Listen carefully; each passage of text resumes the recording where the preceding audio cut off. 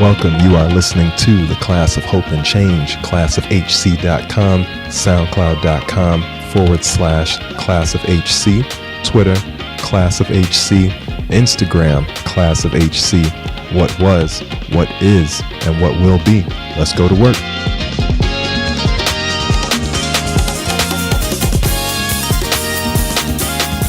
I am your host, Deji, and glad to have everyone listening to the Class of Hope and Change. This is episode number 1, and today we're talking with Krystal.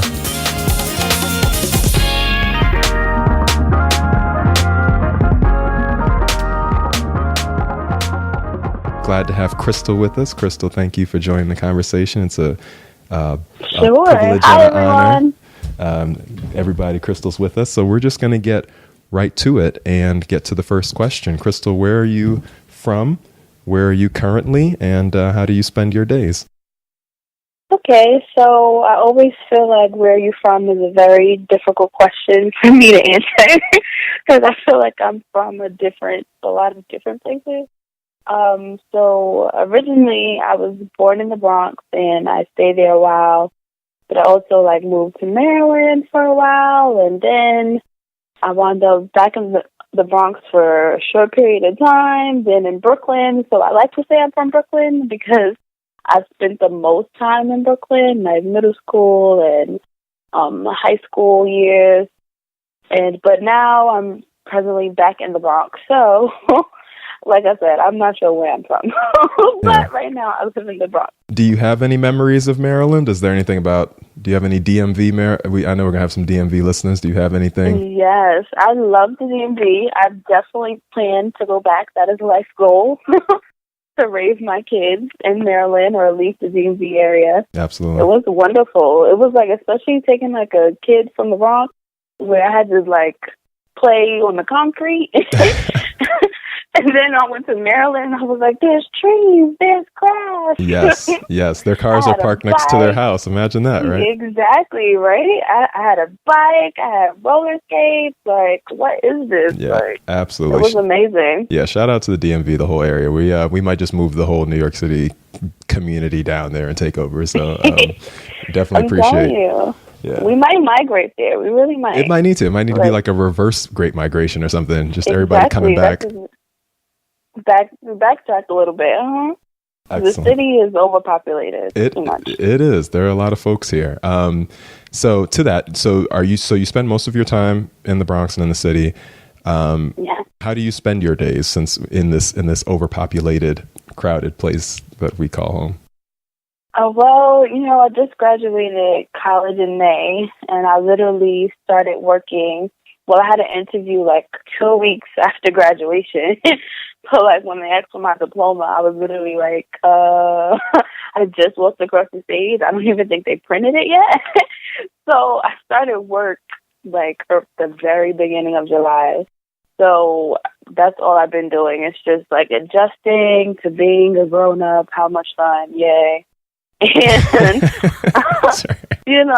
just basically getting adjusted to working, and then it was getting adjusted to bills, and now it's getting adjusted to college loans. So that's my life right now. Have you gotten the letter yet? Have you gotten the black and white college loan letter? Oh, forget the letter. I got the bill. Oh. I got the bill payment. I got the statement. Yeah. It's crazy depressive. The thing that's always funny to me about the loan thing is when you go to college, the books are colorful. Everybody's smiling. Yes. And then when you graduate, that loan letter is the bleakest black and white. Yes.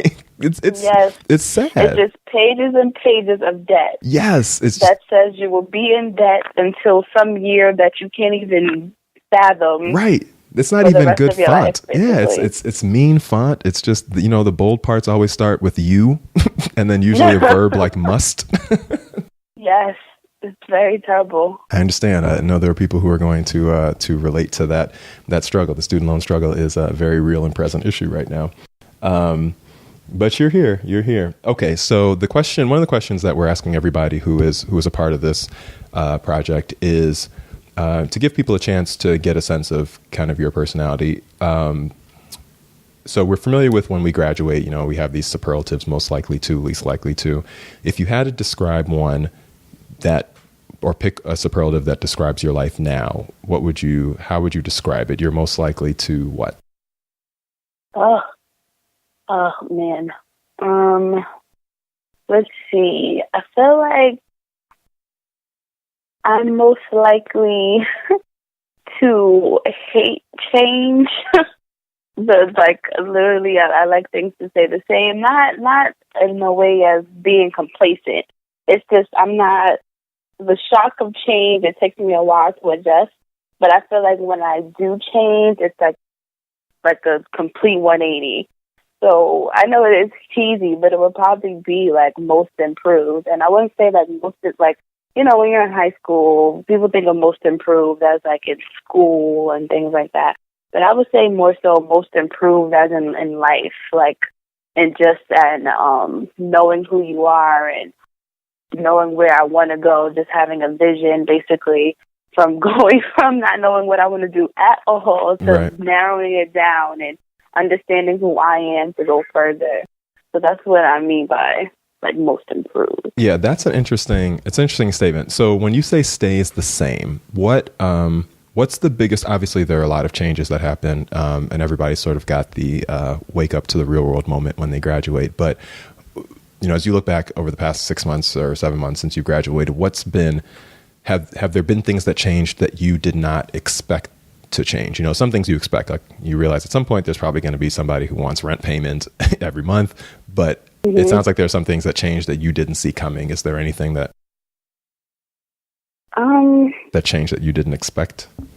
I think a change, I would have to say like, it might like, I guess it kind of comes with the story, only because I've always felt like I'm not necessarily always the youngest person that I know or that I deal with on a regular, or like when I was like doing student teaching and stuff like that, like of course I was young, so you know the students related to me and things like that, but like in the field that I am in now, it's kind of like almost kind of weird how they have to respect you regardless of your age. Right. So, because I feel like that was one of the things that I always felt like, dang, like no one's going to respect me, like I'm too young and blah, blah, blah.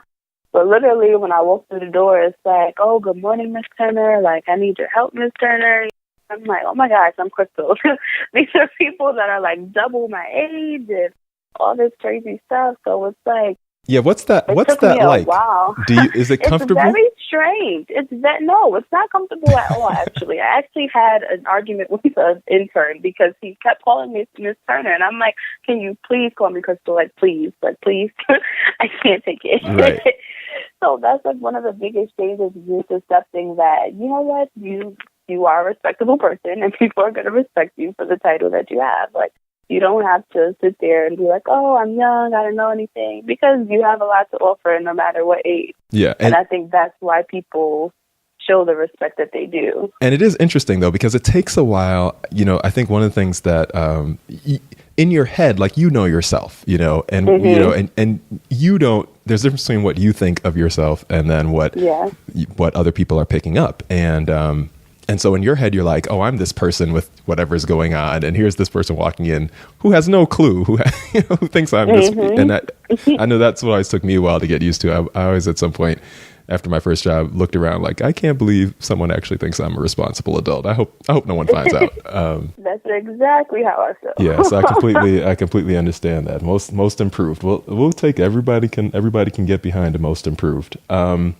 So let's move on to talking a little bit about sort of the world that you inhabit and give people a sense of the day-to-day world you live in. And for everyone who's answering this question, I like to give the option of either talking about their world in terms of either social media or in the real world. And feel free to combine the two as you want to, or feel free to talk about them separately. But the question would be, who are the most important people you follow, whether in real life or...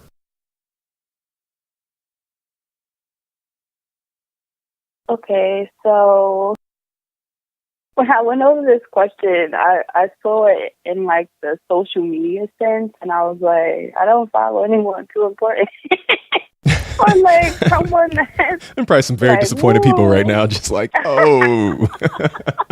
See, Sorry. no, that's what I'm saying. Love you When all I dearly. say that, Krystal I'm loves you all, thinking, everybody. Nobody exactly. defriended. Let me clarify. So I'm speaking more so as in like celebrity, because I feel like the things that celebrities put up on social media and stuff like that is very superficial with new makeup, all this body, blah blah blah. Like, it's nothing like substantial. So that's what I'm saying. I'm not talking about like regular people. I actually value what people I know and like regular people that I follow say and their posts on life and their perspectives of things more than I value someone with like thousands of followers and all this stuff, like these big celebrities. Like, I'm definitely going to follow more so what someone I know says versus like Kim Kardashian. Like, I'm sorry, but no. Right. And I think and it's interesting because I think that's probably true for most people. And yet what's been interesting to me in having these different conversations with people is everyone, when I use the word important, and I kind of like that word because everyone tends to think it's almost like we're answering for someone else. So it's like, just like you said, so you have who you are who's important to you, which are the people who are close to you, people you know, and that's true for most people. But then we all seem to have this file like, oh, okay, by important, he must be referring to famous people, and it's interesting. Like, very few people seem to think famous people are important, and yet, and yet we all seem to agree they are important, and it's like this very strange middle space. Because I feel like no matter what, when you talk about social media and things like that, and celebrities, it goes hand in hand. So, like when speaking in that perspective, I feel like you can't not mention celebrities because that's what that started the phrase. Because you know what I mean? Like, people, no matter what, whoever you follow at least one celebrity. Right. Like, even if you don't like the Kardashians, you probably follow one. It's a minimum requirement. They're like they're like batteries that come with a toy, right? You just sort of get 1%. All of them, but you might pick one that you could tolerate. Just because and even if you don't follow them, you're gonna go to their page to see because everyone, you want to keep up to date. Absolutely. Yeah, it's there's nothing like being able to make a timely Kardashian reference. That's always important. Yeah. But I feel like on like the regular basis, like, just average regular people, I like to try to keep like a mixture of different people, like on my news feeds and timelines and stuff like that. Only because it's so amazing to me to see other people's perspective on things. Because most of the time you think like your friends. Or you agree with the people that you know, or your family, you were all raised with the same tradition. So, basically everyone's agreeing. But when you see people that say things and this is their regular life, you're like, wow, like to you it's so radical, but that's really like normal for them. And like sometimes they say something like I'm tempted to like just delete them or just, no, you know what, I don't need to see this anymore. But then sometimes I'm like, you know what, I need to force myself to be exposed to how other people see and other people think. Because, like, especially, like, when I went to college, that's what I learned. Because that was the shift from having all black friends to meeting white people. Right. That's right. And I'm like, whoa, like, this is the total, like, Facebook is totally different after you, like, diversify. After you diversify. Right. And no, it's funny you say that because I think one of the things that, people tend to think about sort of young folks and millennials in general is that everyone's connected and not necessarily. And I'm interested that you've made an intentional decision because it's very easy to go to college, particularly if you go to a big college and, you find your group, whatever that is. And similar to going to a big high school, you find your group by October freshman year, cliques are defined and you kind of move. So what is it? Why do you feel the need to be intentional? Because so many people don't. So many people would just rather get a whole bunch of retweets from the choir than have people who disagree with them. And some people get very like viscerally angry, like they can't take it. So someone, how dare you say that? And so what is it about? It's interesting to hear you say that you go out of your way to keep people in your social media space who don't necessarily reflect the life that you have. I think actually it had been unintentionally. Only because I'm so indecisive that I could be swayed very easily. When like you seeing like these long Facebook paragraphs that people put preaching, like by the end of it, you're like, yes, right on. And then I see another, and I'm like, well, you have some very valid points. So Right. I think maybe I'm leaning more to this side. So I feel like you kind of like. I don't see how you can make a decision on anything that you feel without knowing all different sides of whatever, like, the issue is pertaining to. Like, you can't just say, oh, I like black without knowing that you don't like another color. Like, you know what I mean? Yep. Like, you have to know the different sides that everyone feels versus what you and your friends and your family, like your circle. It's the world is bigger than your circle, so you have to play by the rules. Like, you have to play by the world's rules. You can't just think that whatever your circle is and your realm of friends and that's the only opinions, because there's plenty of people who feel very strongly different than what you and the people may feel. Definitely. So it's something that you have to take in. You have to take and also learn to respect other people's opinions on it. I think that's what it more so is about, because some things they say, like, you get angry, but at the same way that you can express your opinion, they have the right to express their opinion too. And I think that's a lot of people in our generation. We don't like to hear the other side because sometimes it's ugly, but sometimes you need it. It grounds you. It gives you a better perspective on things.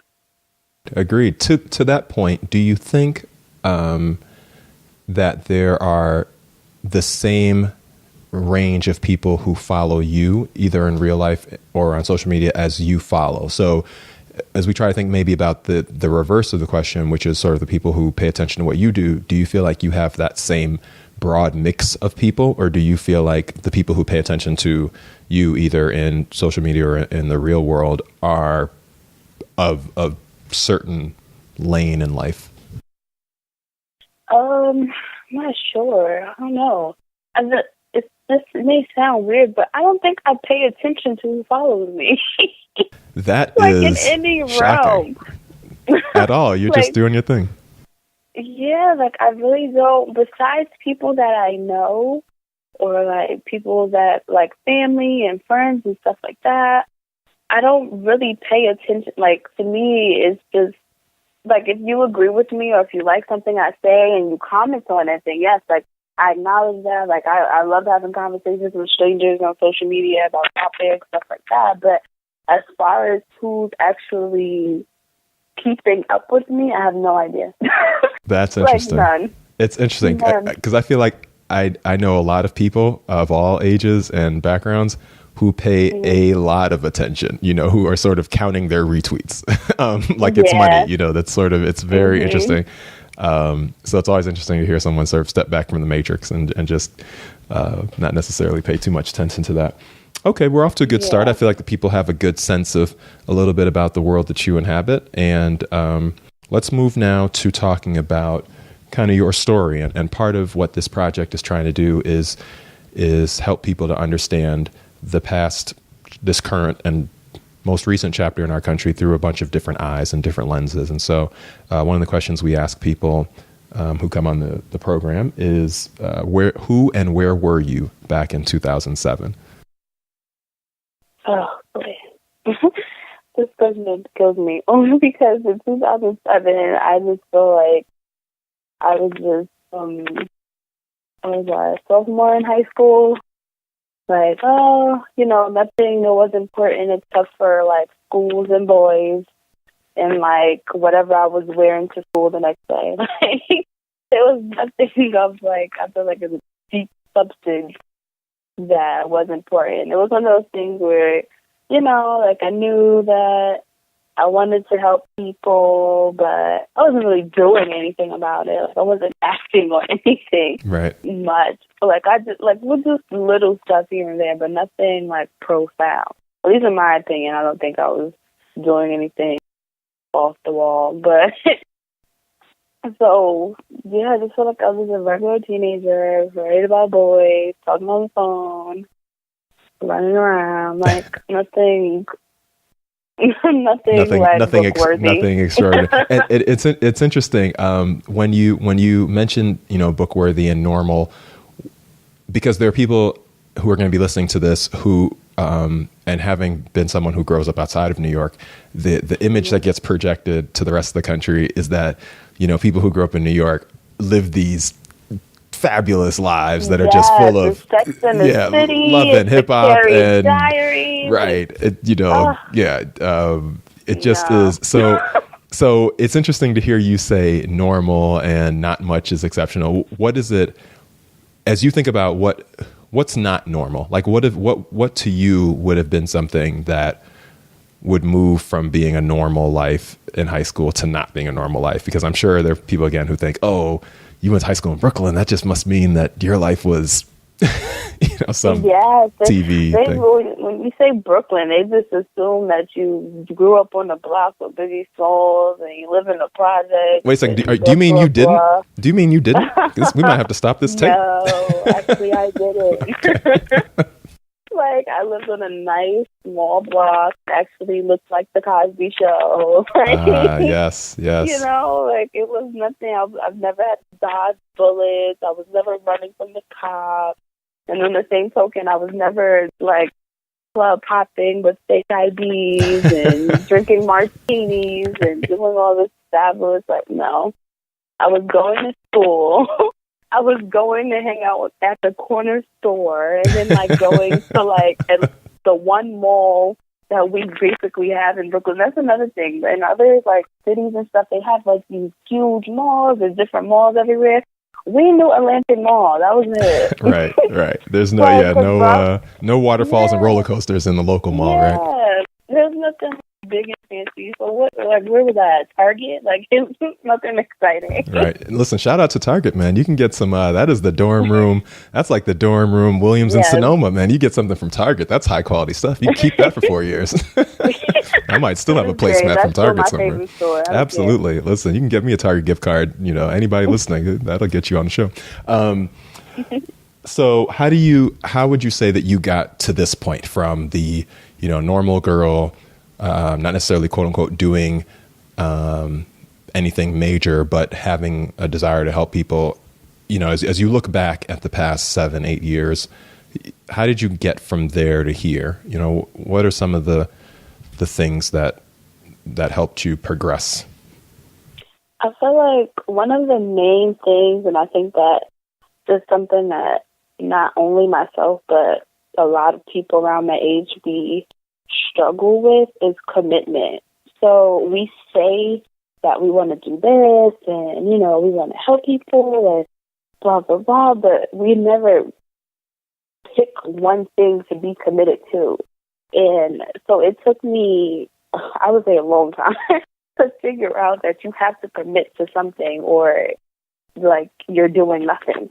And then, because when you're doing all these little things, you feel as if you're, like, making an impact and you're doing all this. Like, I'm doing community service every weekend. But honestly, are you really helping? Like, what impact are you leaving by just doing things here and there? Because, like, even in high school, we started a female empowerment group, but after high school, we didn't return to it. You know what I mean? Right. Like, when we actually have something to give to people of that age group, we haven't committed to it. So even still now, it's like, oh, should we start it again? And then it's like, oh, I'm busy. Oh, I'm not sure. I got to think about it. Because it's a big commitment. Right. So you really have to choose. Like, when I first went to college, it was like I just got exposed to all these different things, and I just wanted to, like, dibble and everything. Like, I was on this e-board. I was on, like, 4 e-boards at the same time. I was taking a full course flow and all this type of stuff. And I'm like, what am I doing? Like, I can't give myself to 20 different causes. Like, you have to pick one. You have to narrow down. It's the same thing with career-wise. I feel like life-wise, it's everything. You have to find something and commit to it. Like, I can't keep putting your hands in everything. You can't help anyone like that. You can't give someone a hand if you're handing them out to everyone. Like, you can't help yourself in that way either. So Yeah, I feel like that's that's one really of the big things. yeah, that's really interesting. I think what do you think is behind that? So I think part of when I see people running around trying to collect the gold stars, I either think that it has to do with the need to sort of the endless options, sort of like the Amazon of life. Like, oh, I can do this and I can do this and I can be that person. And then, or impress this person or exist in this space. But what do you think is behind, do you think it's that people have not found something sufficiently valuable to commit to? Or do you think it's that people are scared about leaving something else that they, the fear of, okay, if I don't do that thing, that could be the thing that, was my big break. What do you think is the reason that people have trouble sometimes? I really think the reasoning is because before you commit to anything, you have to know yourself. You have to know your strengths, your weaknesses, and what you want. And a lot of people don't know that.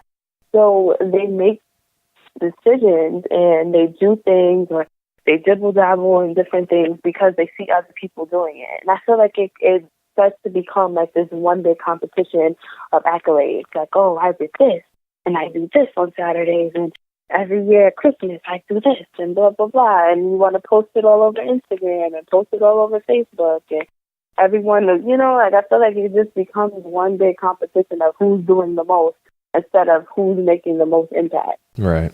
No, that's well said. Mm-hmm. So along with the idea of commitment becoming something that you've clearly started to value, are there other things that over the course of the past 7-8 years that you've come to value that maybe you didn't before? Are there things that have changed in terms of what you feel is important in life?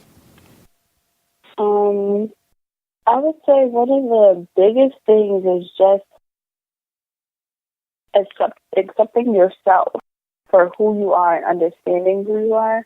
Because I'm not trying to say that I found myself, because trust me, no, not at all. I'm 22.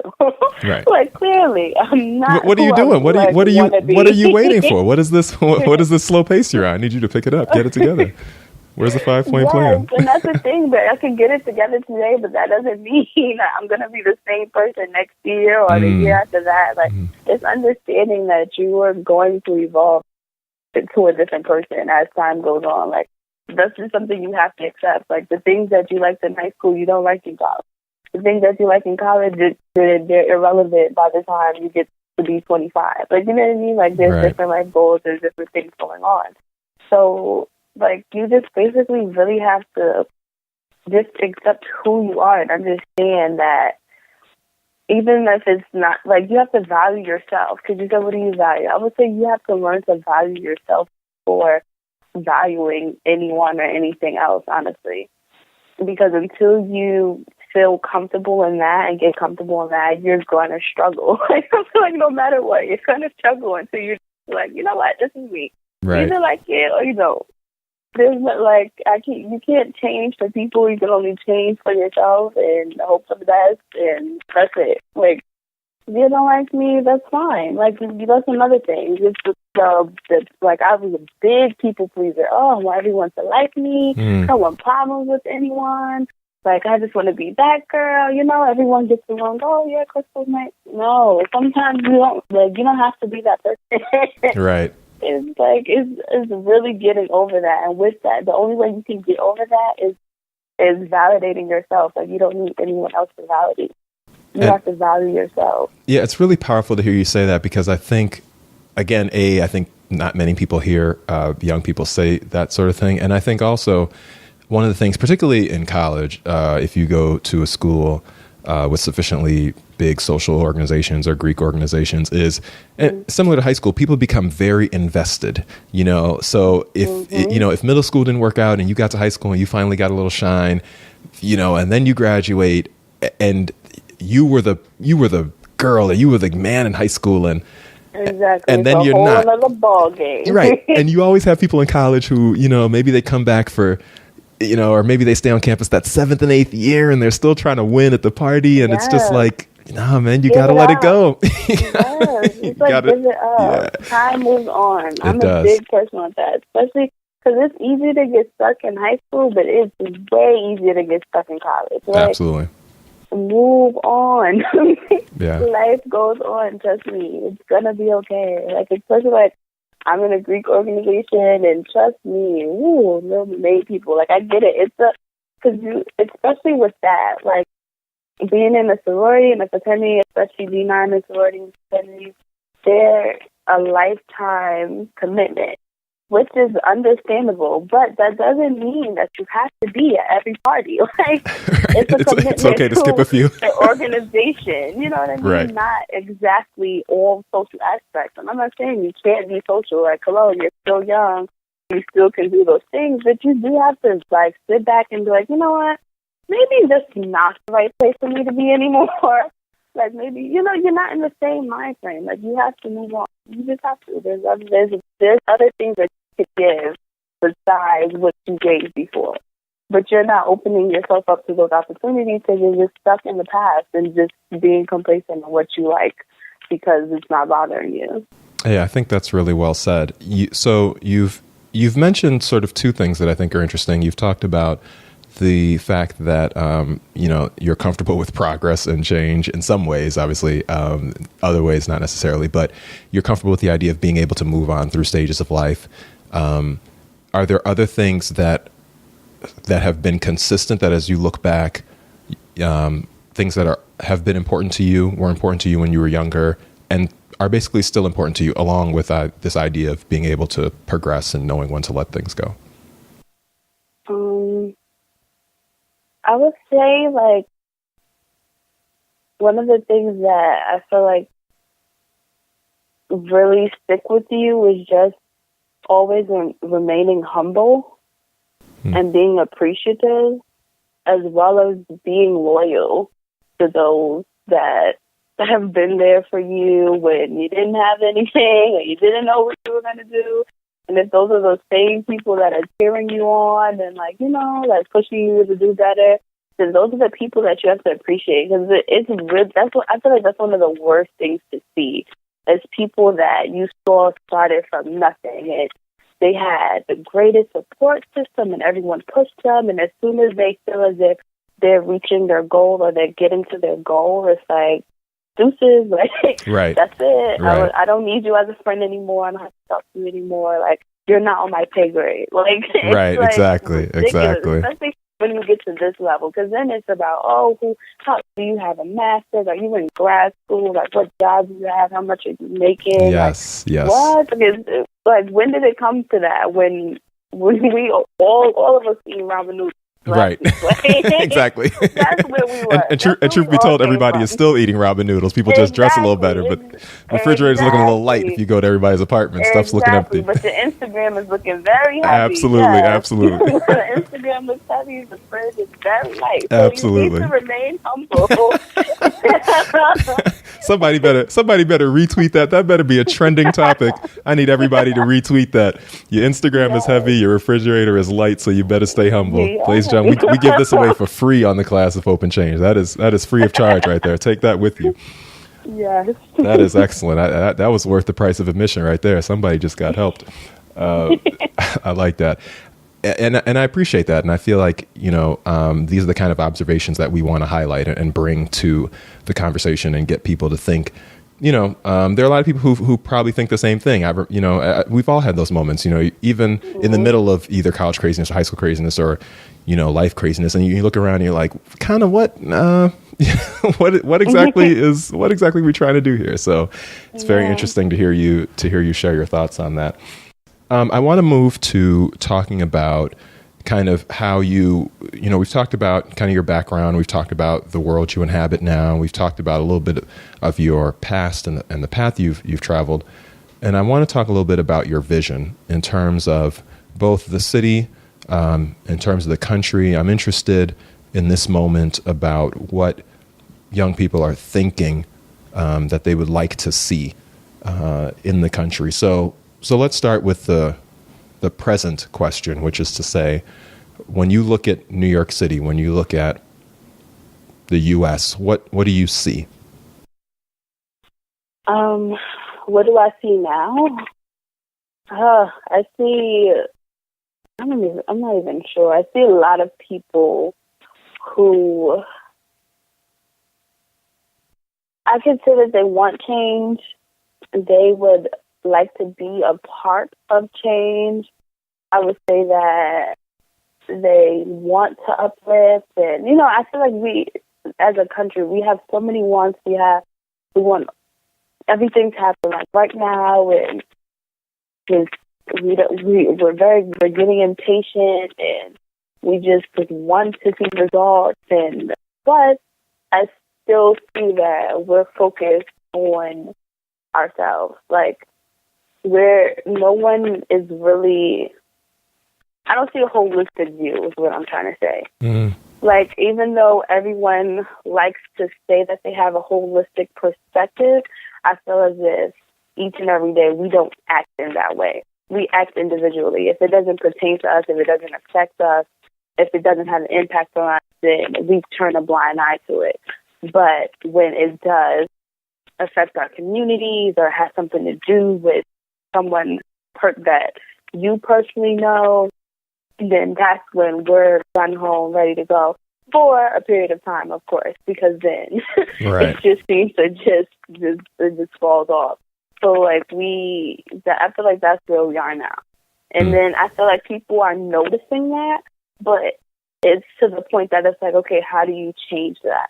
Because everyone is doing it. Like, no matter what, you're going to care about yourself and your family and things like that. We're not thinking of a holistic view of how to help America and how to help everyone. We're not acting in that way because no matter what, we're still more concerned about the things that affect us. Right. And in some ways, I think, and that's really powerful, because in some ways, I think it is partially a result of the world the adults have created in some ways, right? So that sometimes I think young people, it's easy to criticize and say, oh, look at them staring at their phones and taking pictures of themselves. But I think that, a lot of times, a lot of other folks have been complicit in not engaging. And so if the folks who are supposed to be paying attention are not engaged, then in some ways it's like, how do you expect anyone else down the age pipe to be paying attention? That's very interesting to hear you say that. I think to that point, so if that's what you see, what do you feel like people are missing as in their either short term, and obviously we're speaking in broad brushstrokes and there are always exceptions, but in general, are there things that people are missing in this either short-sightedness in terms of just focusing on their own life, or that we're missing in terms of not being able to look out and see other people? I would say, actually, me and my coworkers, this is a conversation that we have on the regular for some reason, only because we like to speak on the different cultures and things like that. Because, and one of the things that they like to say is that the whole saying of pull yourself up by your own bootstraps. So, meaning that you don't need a helping hand. You need to just help yourself, focus on yourself, making yourself better, and then, eventually things will work out. Right. And I feel like, a lot of people, like you say, they like to blame this new generation. We're so self-absorbed, we're so this, we're so that. But it's like, who raised us? Like, you have to point the blame somewhere else here. Like, I'm sorry, we can't take that whole 100%. I'm going to need for you to take like 50. Right. Carry these bags, please. Exactly, because if you go before the generation before that, they had to work so hard for everything. And that's the way it had to be. Like, they had to join together in order to get anything done. Like, you know what I mean? Like, one person couldn't just make an impact. You needed to be a movement. Like, you needed your neighbors. You needed to raise a family. You needed your whole neighborhood. You needed everyone. Then after that, I don't know what happened. If people were telling their kids, like, no, you're beautiful by yourself, you're independent, you can do it. And then they told us that, and we ran with it. Right. It's like, well, I guess I am pretty, aren't I? Exactly. Right. It's like okay, I can be smart, I can be pretty, and if I don't have any of that stuff, I could just buy it. Like, like, I can make money. It's just like, why do I need to help anyone else? And then when you feel that entitlement, it's like, well, I worked hard, so why aren't you working hard? Right. You know, we don't even know what real hard work is. Right, exactly. Right, that's like, absolutely right. Our work hard is, ooh, we went to college. Like, meanwhile, they were like, ooh, running from NASA. Like, you know what I mean? Like, when you put it in that perspective, it's like, well, you didn't really do anything. Right, well, I'm pretty sure if that's the bar, then there's like 4 people in the world that are working, and the rest of us are all just useless slackers. Exactly, but that's the thing. Like, what is the bar? Right. Like, we don't, there is no set bar. Like, we just set a bar for ourselves, and then once we get there, it's like, boom, we made it. Like, that's it. You can't tell me nothing. Right. And it's like, how can you, in the next breath, say, you know, power to the people, we're a movement, we're going to do this, blah, blah, blah. When you don't, like, come on, let's be real. You don't care. You care more so about yourself than what your family is doing and making sure that everything is okay. Like, it shows. Like, it really shows. Like for one thing, but like something that opened my eyes is like the whole, what was it called? The when people were throwing water on themselves. The ice bucket challenge. The ice bucket challenge. The ice bucket challenge. Like, so many people who disagreed with it was like, oh, that has nothing to do with me. Like, I don't know anybody that suffers from that disease, but everybody want to just bring all this awareness to it. Like, no, do you know what I have in my family? Like, well, wait, what? Like, when does it get to that point where we have to discredit another cause or a group of people or something like that because it doesn't affect you? But in the next note, you will say, we need to bond together, we need to unite, we need to be as a people. Like, it's way too contradicting. Right, absolutely. That's very good. Yeah, and then obviously it's interesting to hear you say that, because as you're saying that, I think people are hearing, obviously, many of the chants that have been taking place in the past 4 months. And so it's a powerful critique of, you know, we can't have selective solidarity in some ways, right? Exactly. It truly is. And it's sad because I'm not saying that I'm not like that either. I'm admitting that I am. Oh, absolutely. Yeah, no, it's like you're speaking to a common. Yeah, we all carrying these bags with you. We've all got luggage. Yeah, exactly. And it's like, dang, well, how do you change that? Because it just comes out. You don't even realize it. Right. It takes a lot of reflection, and it's like, how are you going to get the entire world to reflect on what we need to do? Because that's going to be the only way that we figure this out. But that's going to take time. I think that this, hopefully, you know, these kind of conversations and all their offshoots, hopefully, will begin to take the conversation to, you know, to all the 4 corners where people are, and I think that you're touching on things that definitely need to be spoken on, and I appreciate that. A final exit question is, and you've shared a little bit of this already, just in what you were saying a minute ago, but when you look at, again, either the city or the country as a whole, what do you want to see?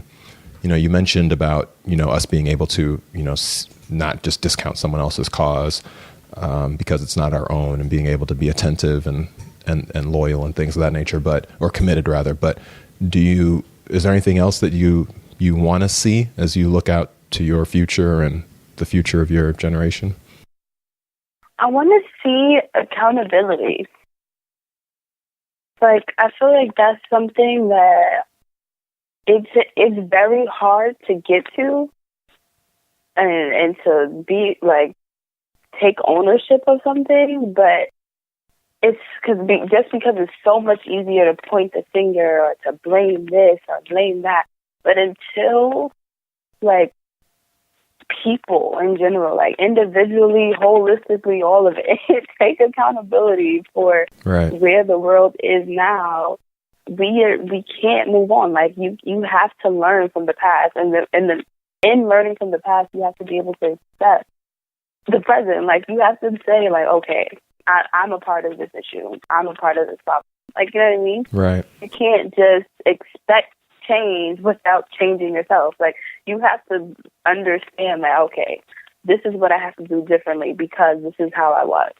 This is what I did. Like, I would say this accountability. Be accountable for the past, be accountable for your present, and just try to work to change the future. Like that's all we can do right at this point. I like that. That's a lot. Yeah, that's a lot to do. I think that's Mm-hmm. I think that's definitely a good note. One of the things I want to close with, and I'm going to have everybody do this, is there anything that you feel, I want to make sure that we're also sharing good ideas, and I want to make sure people in the country know all the sort of things that people are involved in that may or may not make television and things like that. Are there any organizations or causes or things that, maybe somebody's listening to you and they're amped, they're ready to go, and they're like, okay, Krystal, we're gonna 2015, I'm gonna be about something.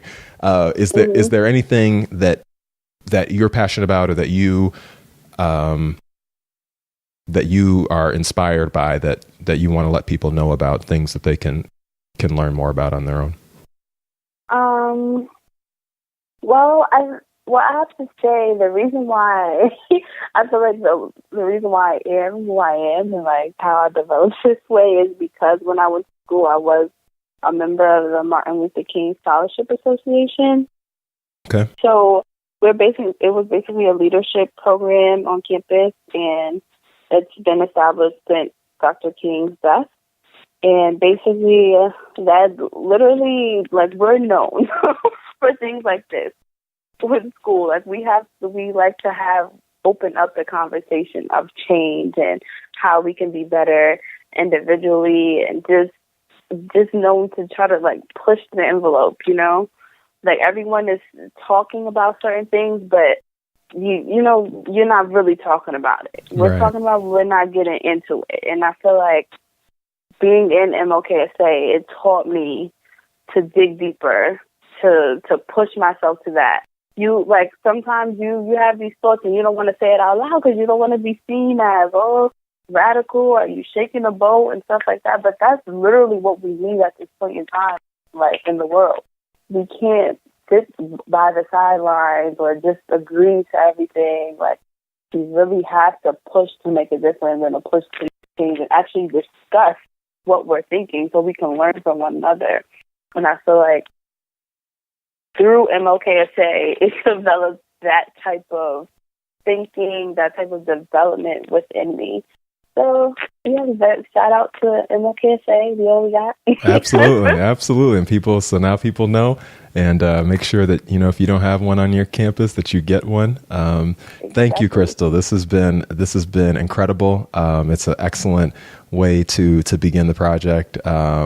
I'm bringing quality to the country, people. There's quality out here, and glad to have Krystal being a part of this conversation that we're having, and I'm sure that it will continue in many forms, online and offline. So thank you, Krystal, again for joining us, and thank you. And we look forward to hearing about the things you're doing in the future. Sure. We'll see. We'd like to thank everybody for listening to this episode and our conversation. Hopefully you walk away with a lot to think about. I know I did. Look forward to seeing you next time with us on the Class of Hope and Change, ClassofHC.com. Be safe and be well, family.